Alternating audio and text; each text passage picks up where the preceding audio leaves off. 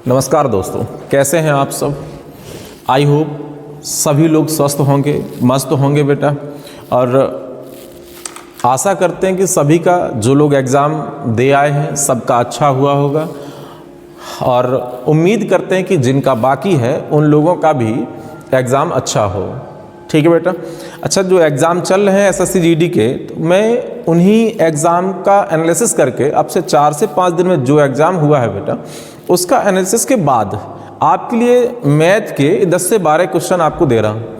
आप इन सारे क्वेश्चन को ध्यान से समझिए, पढ़िए बेटा ध्यान से, और एग्ज़ाम देने से पहले इन्हें रट कर जाइए आप।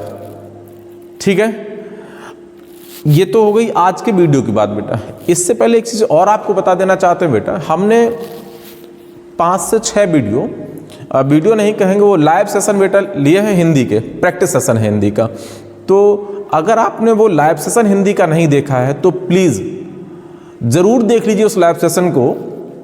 आपके लिए बेहद इम्पोर्टेंट है, बहुत ही खास होने वाला आपके लिए वो सेशन बेटा। आप देखिए और अनुमान लगाइए कि कितना इम्पोर्टेंट सेशन हमने पहले से ही करवा दिया है। वो 5 से 6 वीडियो हैं, बहुत ज़्यादा वीडियो आपको नहीं करवाए हैं हम, इसीलिए 5-6 वीडियो में है हमने जो पढ़ा दिया है उसे आप देख लीजिए ध्यान से। पहले से वीडियो हैं, पहले से ऑनलाइन लाइव क्लास थी बेटा, वो उसे देख लीजिए। और रीजनिंग भी दी है लाइव क्लास में, वो 6 से 7 वीडियो रीजनिंग के भी हैं, तो उन्हें भी देख लीजिए बेटा। और उसके बाद एग्ज़ाम देने से पहले उन्हें पढ़कर समझकर तभी एग्ज़ाम देने जाइए बेटा। ठीक है।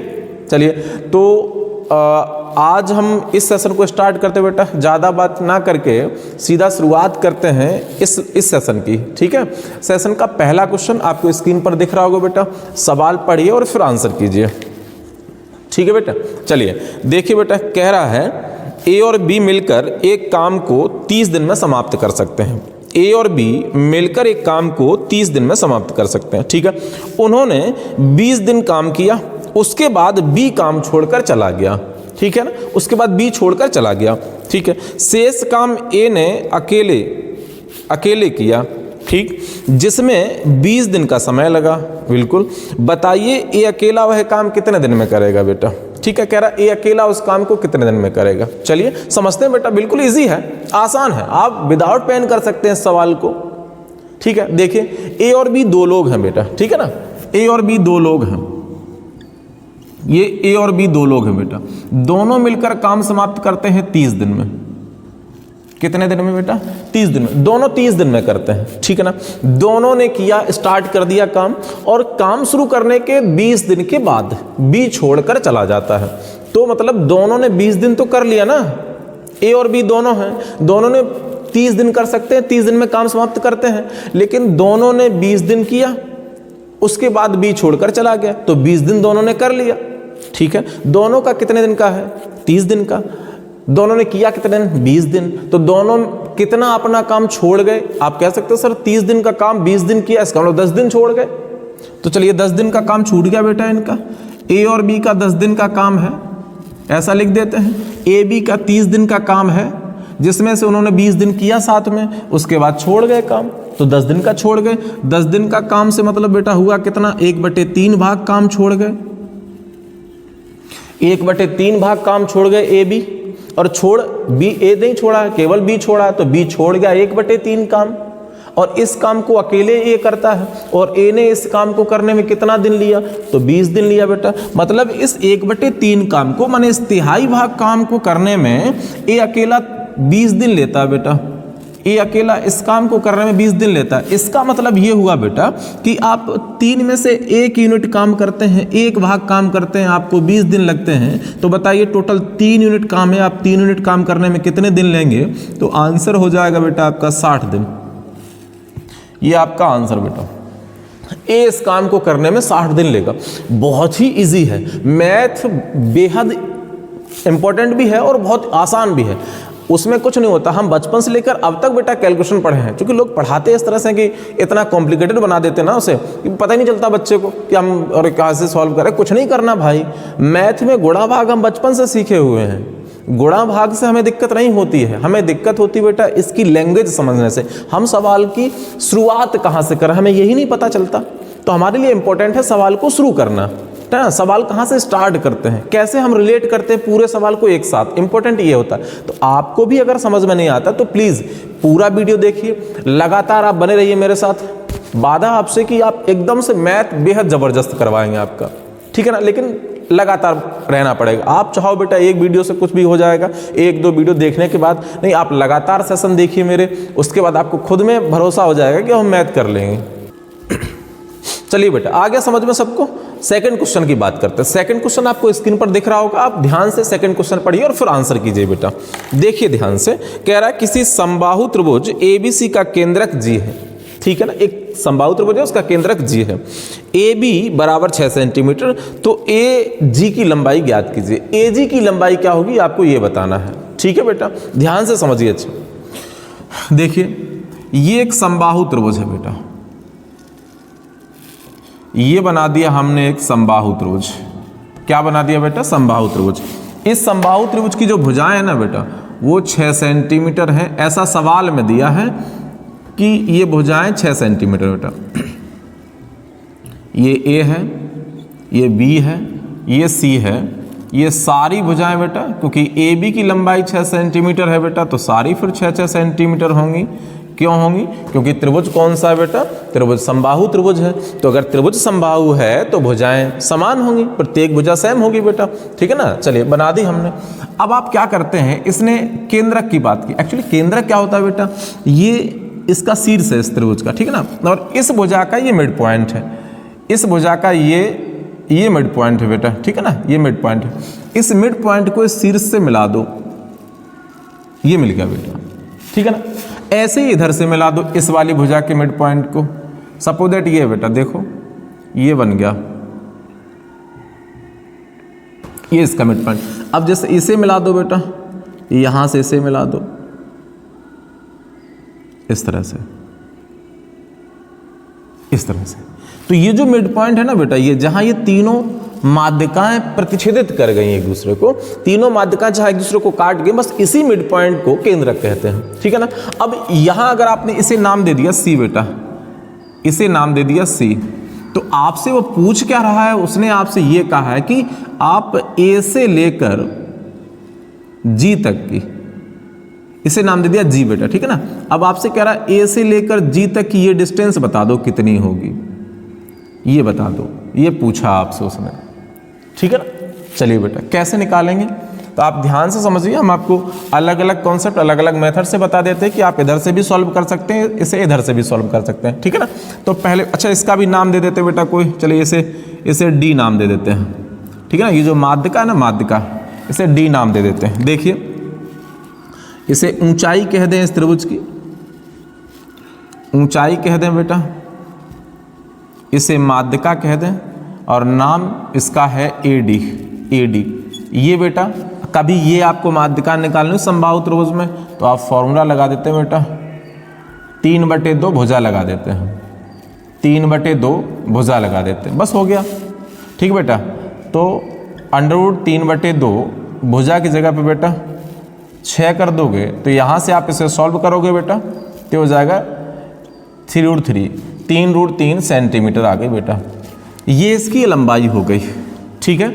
आगे होगी बात समझ में, ठीक बेटा। अब आप आगे देखिए आपको करना क्या है। आपने ये माध्यिका निकाल ली, आपको एक बात ध्यान रखनी बेटा कि जो माध्यिका है ना, माध्यिका, ये जो माध्यिका है, मान जिसे हम AD कह रहे हैं, जो हमने निकाल दी है 3√3 बेटा, ये माध्यिका जो ना 2 पार्ट में बटी हुई है। एक नाम बेटा A to G है और एक G से D है, A से G और G से D, ये ना बेटा। आपको हमेशा ये याद रखना है बेटा, कुछ है नहीं सवाल में, इस बात को बेहद मतलब बहुत इंपॉर्टेंट है आपके लिए, ध्यान रखनी है आपको, है ना, कि AD है ना, AD माध्यिका है, इसे जो ये G होता है ना, G माने जो केंद्रक होता है, केंद्रक जो है वो इस माध्यिका को हमेशा 2:1 के अनुपात में विभक्त करता है बेटा। 2:1 के अनुपात में विभक्त करता है। तो अब आपको डी पता है बेटा, उसे 2:1 के अनुपात में बांट दो। देखो बेटा 2AG की वैल्यू 2, GD की वैल्यू 1, हो गया कितना टोटल 3। अब 3 में से AG कितना है, AG की वैल्यू चाहिए ना आपको, 3 में से कितना है 2, और जबकि टोटल AD है कितना बेटा 3√3, कैंसिल कर दो बेटा तो क्या आ जाएगा, तो आप कहोगे सर ये आ गया 2√3। AG की वैल्यू हो गई 2√3, ठीक है ना बेटा। यहाँ से यहाँ तक की जो लंबाई है वो हो गई 2√3, ठीक है बेटा। आ गया होगा समझ में। अगर आप चैनल पर नए हैं तो प्लीज़ चैनल को शेयर कीजिए, सब्सक्राइब कीजिए बेटा, और लाइक कीजिए अगर आपको कंटेंट पसंद आ रहा है। नहीं पसंद आ रहा है कोई बात नहीं, छोड़ दीजिए, ठीक है ना। अगर आपको पसंद नहीं आ रहा है तो कोई बात नहीं, छोड़ दीजिए। अगर आपको पसंद आ रहा है तो प्लीज़ चैनल को शेयर कीजिए, सब्सक्राइब कीजिए, लाइक कीजिए, ठीक है ना। भाई आपके लिए इतनी मेहनत कर रहे हैं तो आप इतना तो कर ही सकते हैं कि चैनल को लाइक करें, शेयर करें, ठीक है ना। इसमें आपको लगता भी क्या भाई, ठीक है ना। चलिए बेटा बात करते हैं नेक्स्ट, अगला क्वेश्चन नंबर 3 देखिए बेटा। स्क्रीन पर आपको दिख रहा होगा, पढ़िए सवाल और उसके बाद रिप्लाई कीजिए बेटा। बेहद इंपॉर्टेंट है, सारे सवाल बहुत अच्छे हैं और बहुत ही इजी भी हैं, ऐसा नहीं कि बहुत कठिन है, बहुत आसान है। ध्यान से देखिए बेटा अगला सवाल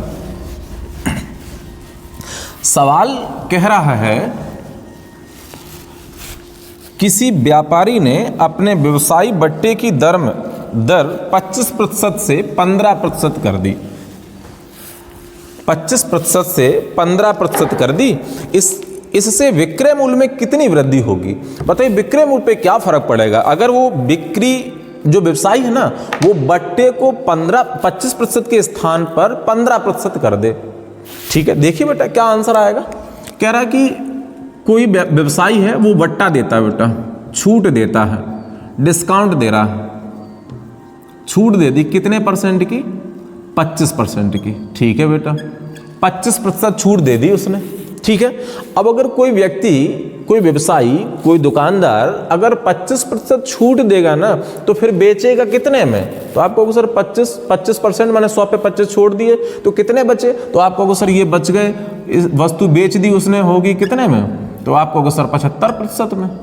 100 की थी, 25% डिस्काउंट तो 75% बेच दी। ठीक है ना। अब दोबारा कह रहा है कि यदि वो बट्टा जो है ना बेटा, जो बट्टा, जो डिस्काउंट, जो छूट 25% दे रहा था ना वो 25% की छूट को 15% से बदल दे, माने 25 की जगह पे 15 डिस्काउंट दे दे तो ठीक है। अगर आप 15 डिस्काउंट दोगे ना बेटा तो फिर वस्तु को कितने में बेचोगे? तो आप कहोगे अब सर ये वस्तु 85 में बिच जाएगी, 85 में बिच जाएगी। सही है ना।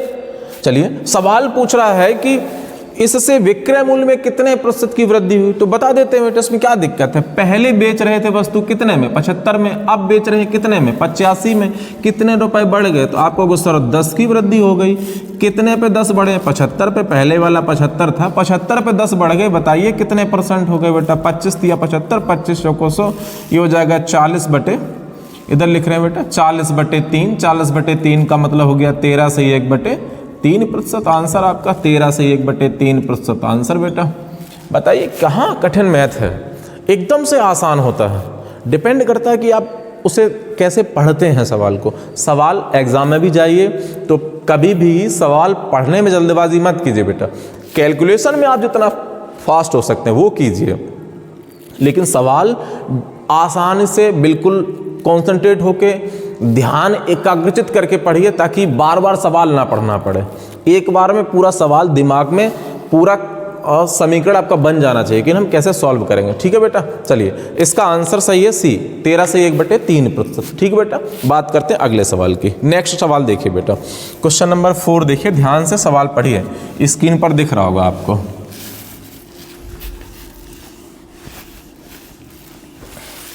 क्वेश्चन नंबर 4 की बात करें बेटा तो कह रहा है यदि 177 रुपए को 1/2, 2/3, 4/5 के अनुपात में 3 भागों में विभक्त किया जाए तो बताएं दूसरा भाग क्या होगा।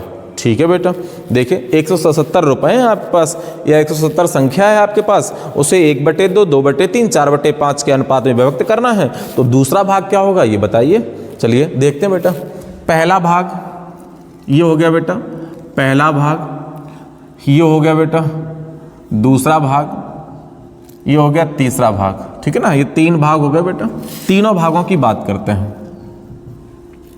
देखो पहला भाग उसने किस अनुपात में, तो आप कहोगे सर 1:2।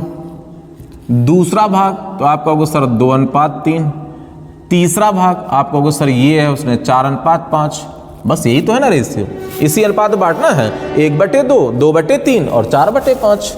ठीक बेटा, बस यही पूछा था आपने। अब विभक्त कीजिए बेटा। अब आपको प्रॉब्लम यहाँ नहीं है कि आप ये बांटने में 170 रुपये अनुपात में है तो बांटने में दिक्कत होगी, नहीं, दिक्कत थोड़ी आपको हो रही कि इस अनुपात को सामान्य अनुपात बदलना, ये फ्रैक्शन खत्म हो जाए। तो आपको कुछ नहीं करना बेटा, जो इसके हर है ना 2, 3 और 5, इनका एलसीएम ले देते हैं, लासा ले लेते बेटा, तो वो आ जाएगा 30। बस 30 से गुणा कर दो, 30 से गुणा कर दो, यहाँ भी कर दिया बेटा, यहाँ भी कर दो और यहाँ भी कर दो।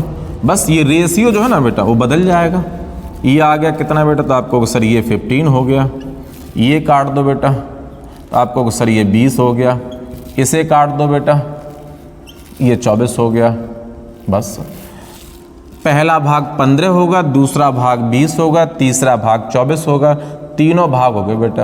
अब तीनों भाग अगर इस रेशियो में होंगे, इस अनुपात में होंगे, तो टोटल वैल्यू क्या बनेगी बेटा, टोटल बताइए बेटा। तो जोड़ देते हैं, देखिए 20 ये हो गए, 24 ये हो गए, तो 44 हो गए, 44 49 59 हो गए बेटा, 59 हो गए, 59 यूनिट बन गया टोटल बेटा, 59 बना बेटा, ठीक है ना। जबकि सवाल में टोटल कितना है, तो आपको सर टोटल सवाल में तो 177 है, 177 है, तो ये कितने गुना होगा, तो आपको सर ये 3 गुना हो गया। 3 × 27, 3 × 5 15 तो 17, 3 गुने हो गया। तो आप सेकंड वाला भाग बता दो बेटा कितना, तो आप 20 को 3 गुना कर दो, 60 रुपये हो गया बेटा, जो भी हो 60 हो गया, संख्या हो 60 हो गया। बस आपका आंसर हो गया 60 बेटा। बताइए कहीं कठिन लग रहा मैथ आपको? नहीं, बिल्कुल आसान है। क्या फ़र्क पड़ता है अभी, अब फालतू उलझे रहते हैं, उल्टा सीधा पढ़ लेते हैं, और है ना, बिल्कुल आसान मैथ है। चलिए बेटा आ गया होगा समझ में। प्लीज़ अगर आपको सेशन पसंद आ रहा है तो प्लीज़ लाइक और शेयर जरूर कीजिए बेटा, ठीक है ना। नहीं पसंद आ रहा तो कोई बात नहीं, डिसलाइक का बटन है, डिसलाइक कर दीजिए, ठीक है ना बेटा। कोई दिक्कत नहीं है। आपको अपना देखना है कि आपका कैसे प्रॉफिट है, आपको कैसे फ़ायदा होगा, आपको कहाँ से कंटेंट ठीक मिल रहा है, उससे मतलब है। आप मेरा वीडियो शेयर कर दिए, थैंक यू, नहीं करेंगे तब भी थैंक यू। अपना देखिए कि आपको कैसे प्रॉफिट हो रहा है, ठीक है बेटा। चलिए अगला क्वेश्चन देखिए बेटा ध्यान से। नेक्स्ट अगला क्वेश्चन देखो, स्क्रीन पर आपको अगला क्वेश्चन दिख रहा होगा। चलिए नेक्स्ट क्वेश्चन देखिए, पढ़िए बेटा। किसी वस्तु को 69 रुपये में बेचने के बजाय 78 रुपये में बेचने से लाभ का प्रतिशत दोगुना हो जाता है, ठीक है ना। वस्तु का क्रय मूल्य क्या होगा? कह रहा है कोई वस्तु है जिसे 69 रुपये में बेचने के स्थान पर, 69 में बेचने के स्थान पर अगर 78 में बेच दे तो प्रॉफिट डबल हो जाता है। तो बताओ वस्तु का क्रय मूल्य क्या? यही ना, बिल्कुल आसान है। देखिए ध्यान से, अगर हम कहें बेटा कि इसे प्रॉफिट लाभ x% है, x पे मत जाना, आपको सर आप x वैल्यू मान के तब सॉल्व करें, नहीं, वो केवल एक कॉन्सेप्ट आपको क्लियर हो जाए बस इसलिए। बाकी सवाल में तो 10 सेकंड में लेते, देख के ऐसे कर लेते हम लोग। देखो जब लाभ x% है तब इसका सेलिंग प्राइस क्या है बेटा, तब आपको सर ये 69 दे रहा था, ठीक है। अब दोबारा कह रहा है कि अगर इसका सेलिंग प्राइस 78 हो जाए, 78 रुपये हो जाए तो प्रॉफिट क्या होगा, तो कह रहा था तो प्रॉफिट पहले से डबल हो जाएगा। यही ना बात आ गई समझ में, ये सवाल में है ना, कुछ नहीं कर रहे हैं। अब एक बात देखो बेटा, यहाँ प्रॉफिट कितना है x%, यहाँ प्रॉफिट कितना है, तो आपको सर ये 2x%, ठीक है। अच्छा बताओ बेटा कितने रुपए बढ़ गए, कितने परसेंट बढ़ गया, तो आप कहोगे सर ये 2x है और ये x% है, प्रतिशत है बेटा, तो कितना बढ़ा, तो आपको सर 1x बढ़ गया, सही ना बेटा। और अब देखो ये विक्रय मूल्य यहाँ कितना था बेटा 78, यहाँ कितना था 69 से 78 कितना बढ़ गया, कितना बढ़ गया, तो आप कहोगे सर 9 रुपये बढ़ गया। तो 9 रुपये बढ़ने के कारण, 9 रुपये जब बढ़े ना यहाँ से यहाँ, 9 रुपये के कारण ही तो ये प्रॉफिट बढ़ गया, तो प्रॉफिट x% बढ़ गया 9 रुपये की वजह से, प्रॉफिट x% x था 2x हुआ तो कितने x बढ़ा, तो आपको सर 2x बढ़ गया, 2x में से 1x माइनस कर दिया तो 1x बढ़ गया। ये प्रॉफिट 1x बढ़ गया तो रुपए कितने बढ़ गए, तो 9 रुपए बढ़े, माने x% लाभ जो है वो 9 रुपए के बराबर है। आगे बात समझ में, x% लाभ किसके बराबर है, 9 रुपए के। अच्छा अब यहाँ देखो बेटा, यहाँ कितना प्रॉफिट है, आप कहोगे सर ये x% है प्रॉफिट, और x% का मान क्या है, तो आप कहोगे सर ये तो 9 रुपए है। तो अगर वस्तु आपने 69 में बेच दी, 69 में आपने बेची और आपको कितना प्रॉफिट है, x%, और x की वैल्यू क्या है 9, तो अगर आपने 69 में बेची तो 9 रुपए हटा दो, वस्तु 60 रुपए की है। कुछ नहीं करना था, वो हम सिर्फ और सिर्फ आपको समझाने के लिए लिखे बेटा, हमें तो सीधे रख ला कि x है 2x है, 1x बढ़ गया, रुपए बढ़ गया 9, माने एक प्रॉफिट जो है ना, एक यूनिट प्रॉफिट जो है, x प्रॉफिट जो है वो 9 के बराबर है। तो आपने यहां से 9 हटा दिया बेटा, क्रय मूल्य आ गया 60 रुपए। ठीक है, चलिए अगला सवाल की बात करते हैं। नेक्स्ट देखिए ध्यान से बेटा, क्वेश्चन नंबर जो भी हो नेक्स्ट स्क्रीन पर देखिए, आपको अगला क्वेश्चन दिख रहा होगा बेटा। सवाल पढ़िए, फिर से आंसर कीजिए, और आप कोशिश कीजिए बेटा, रिकॉर्डेड वीडियो है, कंफर्म है कि रिकॉर्डेड वीडियो आपको दे रहे हैं, लेकिन फिर भी अगर आपको कहीं डाउट रहता है तो प्लीज़ आप कमेंट कीजिए। अगर आपको कोई वीडियो में दिक्कत आ रही तब भी कमेंट कीजिए। अगर आपको कोई वीडियो बनवाने के सर इस टॉपिक पे बना दीजिए, आप प्लीज़ कमेंट कीजिए। उस टॉपिक पे आपको वीडियो हम 1 से 2 दिन में जैसे ही मैनेज करते हैं वैसे ज़रूर अपलोड करेंगे बेटा। चलिए अगला क्वेश्चन देखिए, पढ़िए ध्यान से। कह रहा बेटा, गौतम 32 किलोमीटर प्रति घंटे की चाल से 160 किलोमीटर चलता है और 40 किलोमीटर प्रति घंटे की चाल से लौटता है, औसत चाल बताइए। गौतम जो है वो जाता किस चाल से है, तो 32 किलोमीटर प्रति घंटे की चाल से जाता है, और वही दूरी रिटर्न किस चाल से आता है, तो 40 किलोमीटर प्रति घंटे की चाल से आता है। तो पूरी यात्रा की औसत चाल बताइए। तो चाल का मतलब क्या होता है बेटा, दूरी बटे टाइम। तो टोटल डिस्टेंस उसने कितनी कवर की और टोटल टाइम क्या लगा, बस इससे मतलब है हमें। चलिए बेटा देखिए ध्यान से, वो सपोज दैट ये स्थान है और यहां से यहां तक जा रहा है, ठीक है ना। अब उसकी जाने के टाइम चाल है बेटा 32 किलोमीटर प्रति घंटा, और आने के टाइम उसकी चाल है बेटा 40 किलोमीटर प्रति घंटा। ऐसा करा, जाता 32 से है, आता 40 से है। तो बताइए जाने का समय कितना। अच्छा डिस्टेंस भी दे रखी है बेटा आपको इसमें, है ना बेटा, डिस्टेंस आपको दे रखी है 160 किलोमीटर। 160 किलोमीटर, 160 किलोमीटर जाता है और 160 किलोमीटर ये रिटर्न आता है, वापस आता है। तो बताइए कितना समय लगा, तो 160 किलोमीटर की दूरी है, ठीक है ना। जाने में चाल 32 है बेटा, तो समय लगा 5 घंटे, 5 घंटे। और वापस आने में लिख देते हैं ताकि आपको दिमाग में रहे, जाने में और आने में, जाने और आने दोनों लिख दिया, ठीक है। और आने का समय बेटा 160 किलोमीटर दूरी है और चाल इसकी 40 है बेटा, आने की तो 4 घंटे लगे। बस आपसे पूछा औसत चाल, औसत चाल पूछा आपसे, औसत चाल बताइए। तो क्या करना आपके बेटा, टोटल डिस्टेंस कितनी कवर की और टोटल टाइम क्या लगा। तो देखो जाने में कितनी दूरी 160, आने की कितनी 160, तो जाने आने में टोटल दूरी बेटा तो आपको सर 320 किलोमीटर, ठीक है। अब चाल निकालना तो दूरी बटे समय लिखना। समय बताइए बेटा, जाने के 5 घंटे, आने के 4 घंटे, 5 और 4 9 घंटे टाइम हो गया बेटा। बस काट देते हैं, भाग दे देते हैं बेटा। 9 तिया 27 हो गया बेटा, 5 50 हो गए, 9 पंचे 45.5, फिर 45, लगभग यही आएगा बेटा 35.55 किलोमीटर पर आवर। ये आंसर आपका ये हो गया। आगे समझ में। चलिए बेटा लाइक और शेयर जरूर कर दीजिए प्लीज़, ठीक है ना। अगर आपको पसंद आ रहा तो, और आपको लग रहा है कि नहीं सच में सर जो है ना बहुत मेहनत कर रहे हैं, तो प्लीज़ लाइक और शेयर ज़रूर कीजिए बेटा, ठीक है ना। और अगर आपको नहीं पसंद आ रहा तो कोई बात नहीं, छोड़ दीजिए, कहीं और से पढ़िए, किसी और सोर्स से, किसी और साधन से पढ़िए, कोई दिक्कत नहीं बेटा, ठीक है ना। चलिए अगला नेक्स्ट क्वेश्चन देखिए बेटा। अगला क्वेश्चन है और बेहद इंपॉर्टेंट है, और ये जो क्वेश्चन अब आगे वाला है ना बेटा, उसमें मैथ तो बहुत कम है। अगर आप रीजनिंग आप कर पाते हैं तो बिल्कुल कर जाएंगे इस सवाल को। देखिए कह रहा राम और हरि 12 किलोग्राम गिरी 2 दिन में काट सकते हैं, ठीक है ना। 5 दिन बाद हरि काम छोड़कर चला जाता है। राम को शेष गिरी काटने में 8 दिन लगे।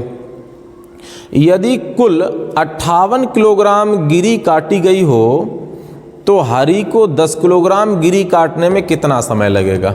ये है सवाल, ध्यान से पढ़िए बेटा, एकदम से इजी है, आसान है, अगर आप ध्यान से पढ़ेंगे तो कर लेंगे इसे, ठीक है ना। देखिए ध्यान से करते हैं बेटा, कोशिश करते हैं आपको समझ में आए मेरी बात। देखो राम है और हरि है, राम और हरि है बेटा, ठीक है ना। ये 2 दिन लेते हैं, 2 दिन, ये दोनों मिलकर 2 दिन में कितनी गिरी काट लेते हैं बेटा। तो इसमें दिया था कि ये 2 दिन में 12 किलोग्राम काट लेते हैं। दोनों मिलकर राम और हरि दोनों मिलकर 2 दिन में 12 किलोग्राम काट लेते हैं, ठीक है ना। अब दोनों ने आगे कह रहा कि 5 दिन बाद हरि काम छोड़कर चला जाता है, तो 5 दिन तो किया ना, तो 5 दिन दोनों से कटवा दो, दोनों से 5 दिन करवा दो, आर से भी और एच माने हरि से भी, दोनों से 5 दिन करवा दो बेटा। तो दोनों 5 दिन में कितना करेंगे, 2 5 ढाई गुना हो गया बेटा, ढाई गुना कर दो 30 किलोग्राम। दोनों ने 5 दिन में 30 किलोग्राम काट दी होगी। कोई दिक्कत? अगर आपको प्रॉब्लम नहीं तो प्लीज, अगर प्रॉब्लम है तो कमेंट कीजिए, नहीं तो कोई बात नहीं। देखो बेटा 2 है ना, 2 से 5 ढाई गुना हो गए, तो हमने इसे 12 को ढाई गुना कर दिया बेटा, ठीक है ना। 30 किलोग्राम हो गया, 30 किलोग्राम इन दोनों ने मिलकर 30 किलोग्राम काट दी 5 दिन में, ठीक है ना। अच्छा ये बताइए कुल गिरी बताओ, कुल इन दोनों ने कुल कितनी, तो वो सवाल में आपको दे रखी बेटा 58 किलोग्राम, 58 किलोग्राम कुल। दोनों ने 5 दिन में कितनी काट दी, तो आपको पता है सर 5 दिन में, तो 5 दिन में 30 किलोग्राम काट दिए, 5 दिन में 30 किलोग्राम काट दिए दोनों। अब बची कितनी है, 28 किलोग्राम बची सर, 30 किलोग्राम काट गए, 58 थी, 28 किलोग्राम बची। अब 28 किलोग्राम कौन काट रहा है, तो राम कह रहा है राम को शेष गिरी काटने में 8 दिन लगे। इसका मतलब जो शेष बची ना वो राम 8 दिन में कितनी काटता है फिर, 58 किलोग्राम। आप कह सकते हैं राम 58 किलोग्राम काटेगा सर, क्योंकि टोटल 28 किलोग्राम काटेगा, टोटल 58 काटनी है बेटा। 30 इन दोनों ने काट दी तो बची 28, हो गया 58, टोटल कट गई बेटा। अब शेष राम ने 8 दिन में काट दी, ठीक है। अब पूछ रहा हरि को बताओ 10 किलोग्राम कितने दिन में हम काटेगा, तो पहले हरि का जान तो लेते बेटा। तो देखो यहां से कैसे हम सॉल्व कर सकते हैं इसे, ये बताओ बेटा राम ने 8 दिन में कितनी काटी, 28 किलोग्राम आप कहोगे। तो जब राम और हरि दोनों साथ काम कर रहे हैं ना 2 दिन, तो 2 दिन में राम ने कितनी काटी होगी, तो बेटा राम 8 दिन में 28 काटता है, तो 2 दिन में कितनी काटी होगी इसने, तो आप कहोगे सर 2 दिन में 8 2 1/4 है बेटा, 1/4 है, तो आप इसका 1/4 कर दो, तो आप कहोगे सर इसने 7 किलोग्राम काटी होगी। देख लो राम ने 2 दिन में कितनी काटी होगी, 7 किलोग्राम आप कह रहे होंगे, ठीक है। अच्छा बताओ राम और हरि दोनों ने 2 दिन में कितनी काटी, 12 किलोग्राम, और उसमें से राम ने कितनी काटी 2 दिन में, 7 किलोग्राम। तो आपसे हम ये कहें बेटा, तो बताओ 2 दिन में हरि ने कितनी काटी होगी, तो आप कहोगे सर दोनों ने मिलकर 12 काटी, तो इसका मतलब हरि फिर 5 काटता होगा, 2 दिन में 5 किलोग्राम कह सकते हैं आप, कोई दिक्कत नहीं। चलिए तो हरि ने 2 दिन में 5 किलोग्राम काटी। अब हरि को कितनी काटनी है, 10 किलोग्राम। सवाल कह रहा है हरि को 10 किलोग्राम गिरी काटनी है, तो बताओ बेटा 5 किलोग्राम काटने में 2 दिन लगते, 10 किलोग्राम काटने में 4 दिन लगे होंगे, हरि को 4 दिन लगे होंगे। बताइए कहीं भी कुछ नहीं था इस सवाल में, बस कोशिश कर रहे थे ताकि आपको समझ में आ जाए। लगातार ये लिख रहे थे कि आप एक हर चीज को कैसे रिलेट करके समझ पाएंगे बेटा, ठीक है ना। आगे समझ में, आंसर 4 है बेटा इसका, ऑप्शन डी इसका राइट आंसर है बेटा। चलिए समझ में आ गया सबको, ठीक बेटा। अगला सवाल देखिए ध्यान से, नेक्स्ट पढ़िए बेटा, ठीक है ना। क्वेश्चन नंबर जो भी हो आपके सेशन का आप देख लीजिए ध्यान से और आंसर कीजिए बेटा। कह रहा एक व्यापारी अपने माल पर इतना मूल्य अंकित करता है, इतना मूल्य अंकित करता है कि 10% की छूट देने के बाद, कि 10% की छूट देने के बाद उसे 15% का लाभ होता है, उसे 15% का लाभ होता है। ठीक है, यदि किसी वस्तु का लागत 720 पड़ती है तो उसका अंकित मूल्य कितना होगा, तो उसका अंकित मूल्य कितना होगा ये बताना है। ठीक है बेटा, चलिए देखते हैं हम ध्यान से। एक व्यापारी अपने लागत मूल्य पर कितना मूल्य अंकित करता है, 10% छूट देने के बाद 15% लाभ कमाता है, ये कह रहा है। चलिए तो हम कोशिश करते हैं बेटा। देखो, आप कभी मार्केट गए होंगे ना बेटा, तो आपको पता होगा कि जो भी दुकानदार होता ना, जब वो आपको वस्तु बेच रहा होता तो आपसे कहेगा कि हम आपको डिस्काउंट देंगे, लेकिन किस मूल्य पे, जो उस वस्तु पे लिखा होता है ना, जिसे हम प्रिंट रेट कहते हैं ना। डिस्काउंट हमेशा प्रिंट रेट पर ही दिया जाता है, और प्रॉफिट वो दिमाग में लगा रहा होता है कि यार हम इतने में देंगे तो हमें बचेगा, तो हम लाए कितने में थे। वो कस्टमर को तो अंकित मूल्य दिखाता है और खुद दिमाग लगाता है लागत मूल्य पे। ठीक है ना, तो प्रॉफिट हमेशा लागत मूल्य पे होता है और डिस्काउंट हमेशा अंकित मूल्य पे दिया जाता है। ठीक है, तो दोनों बातें आपको ध्यान से समझनी है। ये बेटा उस वस्तु का क्रय मूल्य, ठीक है ना, क्रय मूल्य। अब क्रय मूल्य पे कितना प्रॉफिट, तो बोले 10% प्रॉफिट होता है, तो इसका मतलब इस वस्तु को कितने में बेचा गया होगा, तो आप कहोगे सर इसे 115 में बेचा होगा। उसने कितने में बेचा होगा, 115% में। ठीक है, क्रय मूल्य पे प्रॉफिट हो गया बेटा। अच्छा, डिस्काउंट किस पे होता है, तो आप कहोगे सर ये अंकित मूल्य पे होता है, तो चलिए अंकित मूल्य पर डिस्काउंट दे दो। कितना बेटा, 10%, तो वस्तु बेचेगी कितने में, 90% में। देखो, इस बात को अगर आप समझ गए तो फिर कुछ नहीं है, आपको फिर आसान है। प्रॉफिट होता है कितने परसेंट होगा, 15%, तो वस्तु बेची जाएगी 115 में। क्रय मूल्य पे 115 में बेच दी गई, ये विक्रय मूल्य लिखा हुआ है बेटा, क्रय मूल्य का 115 विक्रय मूल्य। अच्छा, डिस्काउंट कितना, तो अंकित मूल्य पे 10%, तो इसका 90% बेचेगी। ये दोनों विक्रय मूल्य दोनों सेम है बेटा, ये क्रय मूल्य की तरफ से है, ये अंकित मूल्य की तरफ से है। बस यहां से देख लो ध्यान से, ये है क्रय मूल्य और इधर लिख दो बेटा अंकित मूल्य। बस ऐसे लिख देते हैं, क्रय मूल्य का 115 अंकित मूल्य, अंकित मूल्य का 90 क्रय मूल्य। कैंसिल कर दो बेटा, 5 से कट जाएगा 18 हो गया, 5 से काट दो 23 हो गया बेटा। बस इसी अनुपात में हो गए। अगर इसका लागत मूल्य माने क्रय मूल्य 18 रुपये होगा तो इसका अंकित मूल्य उसने 23 रुपये प्रिंट किया होगा, उसका जो प्रिंट रेट होगा ना वो 23 रुपये होगा। अब सवाल में अंकित मूल्य क्रय मूल्य कितना है, तो आप कहोगे सर का सवाल में तो 720 दे रखा है इसने, तो 18 चौको 72 कितने गुना बेटा, 40 गुना। तो आप इसे भी अंकित मूल्य को 40 गुना कर दो बेटा, 0 4 3 12 4 दूनी 8 1 9, 920 रुपये। ठीक है बेटा, ये आपका आंसर होगा 920। उस वस्तु का जो अंकित मूल्य होगा वो 920 रुपये होगा। ठीक है ना, आ गया होगा समझ में।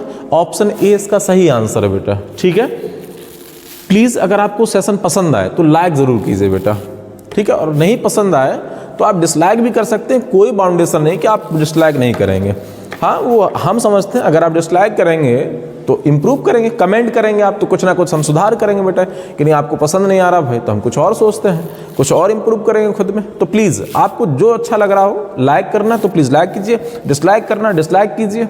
ठीक है ना बेटा, लेकिन कुछ ना कुछ जरूर कीजिए। चलिए अगला सवाल देखिए बेटा। नेक्स्ट है, किसी वस्तु का बिक्री मूल्य उसके लागत मूल्य का 8/5 है। किसी वस्तु का बिक्री मूल्य उसके लागत मूल्य का 8/5 है, तो लाभ प्रतिशत बताइए। ठीक है ना, बिक्री मूल्य क्या है, कह रहा है किसी वस्तु का बिक्री मूल्य, किसी वस्तु का बिक्री मूल्य है ना बेटा, वो लागत मूल्य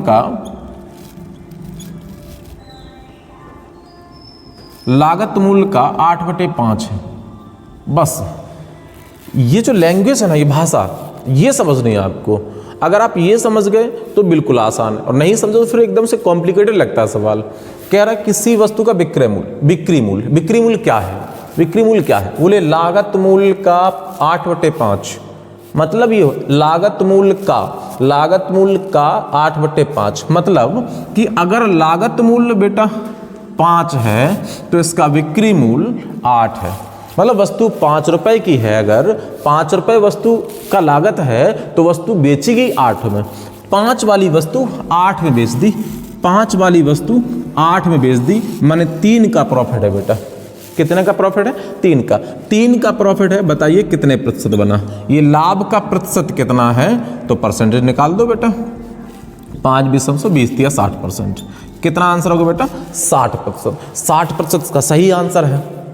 ठीक है बेटा, ऑप्शन सी इसका सही आंसर है। आ गया होगा समझ में आपको। चलिए बेटा नेक्स्ट क्वेश्चन की बात करते हैं। अगला क्वेश्चन बेटा देखिए ध्यान से, और सेशन का अंतिम क्वेश्चन होगा, ये बेहद इंपॉर्टेंट है, बहुत आसान भी है और बहुत लैंग्वेज ज़्यादा लग रही हो लेकिन सवाल में कुछ नहीं है। आप ध्यान से पढ़िए फिर आंसर कीजिए बेटा। देखिए ध्यान से, कह रहा है 80 किलोमीटर प्रति घंटा की गति से चल रही यात्री गाड़ी मालगाड़ी के स्टेशन छोड़ने के 6 घंटे बाद रेलवे स्टेशन छोड़ती है, ठीक है, और 4 घंटे में उससे आगे निकल जाती है। मालगाड़ी की गति बताइए। ठीक है, चलिए एक तो है बेटा यात्री गाड़ी, एक है यात्री गाड़ी, ठीक है, और दूसरी है बेटा मालगाड़ी। एक यात्री गाड़ी है और दूसरी मालगाड़ी है, ठीक है ना। अब क्या हुआ, एक स्टेशन पे दोनों खड़ी थी। सपोज दैट ये स्टेशन है जहाँ पे मालगाड़ी भी है और यात्री गाड़ी दोनों खड़ी हैं। मालगाड़ी 6 घंटे पहले निकल गई और उसके बाद यात्री गाड़ी चलना शुरू हुई, तो इसका मतलब मालगाड़ी जो है ना बेटा वो 6 घंटे तो चल ही चुकी है, ठीक है ना, 6 घंटे चल के निकल चुकी होगी आगे कहीं। अब उसके बाद यात्री गाड़ी शुरू हुई और यात्री गाड़ी ने क्या किया, उसे 4 घंटे में पकड़ लिया। तो इसका मतलब यात्री गाड़ी 4 घंटे चली और मालगाड़ी 6 घंटे तो चली चुकी थी पहले से, और 4 घंटे जब तक इसने पकड़ना शुरू किया ना, इससे निकलना शुरू किया ना यात्री गाड़ी ने, 4 घंटे वो भी चली, वो बंद तो कर नहीं देगी। तो चलिए 4 घंटे इसे और इसे चलवा दूं, और ये बंद नहीं है, ये 4 घंटे और चल गई।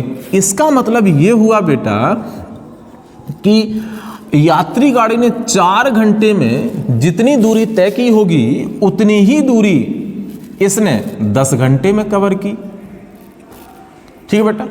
अगर इस टाइम को आप अनुपात में बांट देते हैं तो आप कहोगे इसका टाइम अगर 2 होगा तो बेटा इसका टाइम 5 यूनिट होगा, सही है ना बेटा।